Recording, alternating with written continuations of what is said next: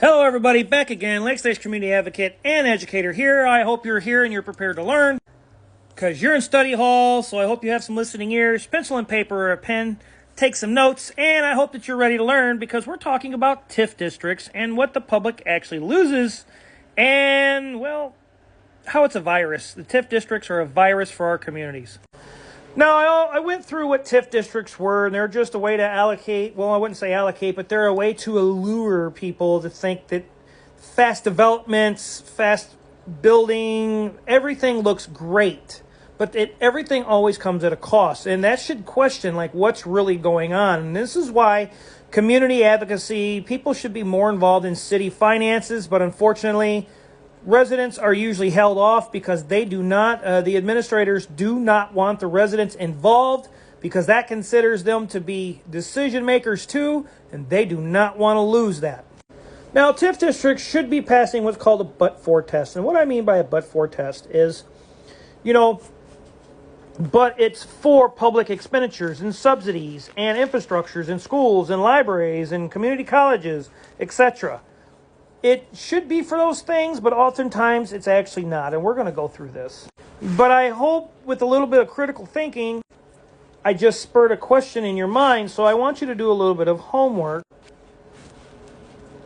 of the but-for test. And what I mean by that is, like I said, the subsidies from in the expenditure, public expenditures, should be and but for only the infrastructures, the schools, the libraries, things like that. But really, we're getting ready to get deep into this. So, which explains why a lot of communities have referendums, why they're being used to make up for these voids, and why towns are financially strained for generations. And in my previous video, in part 1 of TIF districts, I spoke about how this can burden communities for 10, 20, 30, even plus years, which stems off into your children, your grandchildren, your great-grandchildren, and then some.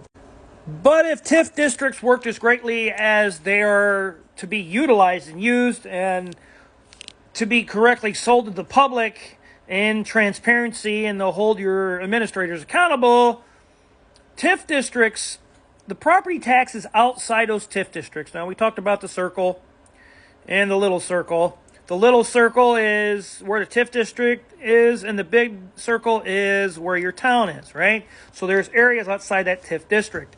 And when you get a TIF district, the outside community portion of the community, whether it's dilapidated or not, has to help pay for that TIF district. So, and it pays for most things like city services, and because property taxes go up, it goes to the TIF district instead of going to the rest of the community. So you get things that are neglected, streets, street lights. You get things that are neglected within the parks.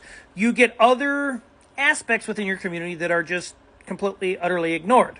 And remember, TIF districts starve local governments out of general funds. And remember, I talked about how that goes into a TIF. Like, it goes from a general fund and it starves out. And because state law, they have to put money back in there. But if they took their rainy day funds and they've expended it, they don't have any rainy day funds for general funds, and their general funds are being shifted around, and because of TIF, it creates a whole swimming pool of debt. And remember, like in the first video I said, TIF district and the expenditures therein they're just debt that's financed in the hopes and dreams. We're hoping that we can use this TIF district to make it look like we're doing great development, fast development, so we keep our voters and we keep people on our side. And hopefully the future tax revenues seem to work. But from where? Where is all this coming from? And where is all this being absorbed out of?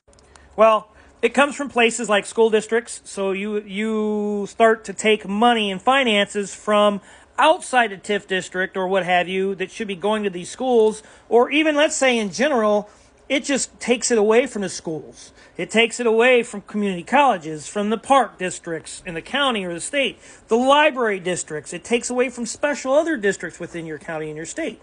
It starts to absorb those finances. Instead of it going directly into those, it absorbs it. And again, TIF revenue comes from a combination of all of those areas and even then some.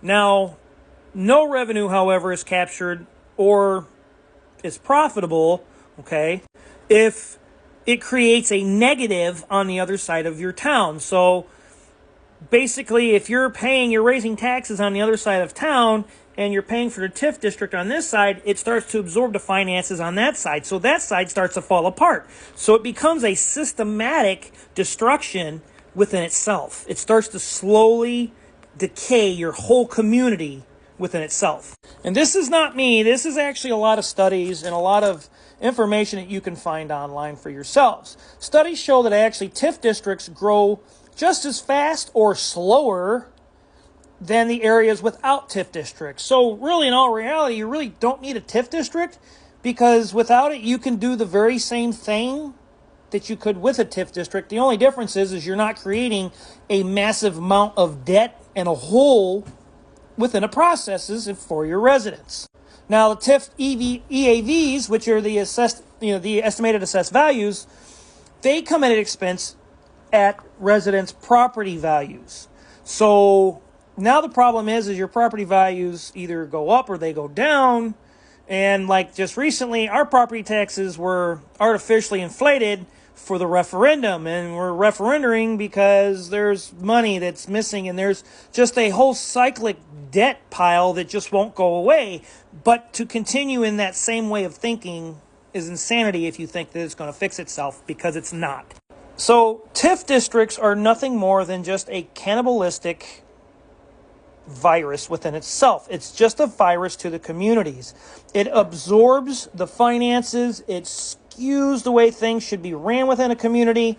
And quite frankly, it shouldn't be used. My opinion, my observation, my research, my findings, I'm sorry, I wouldn't. If I was mayor, I just wouldn't be using it.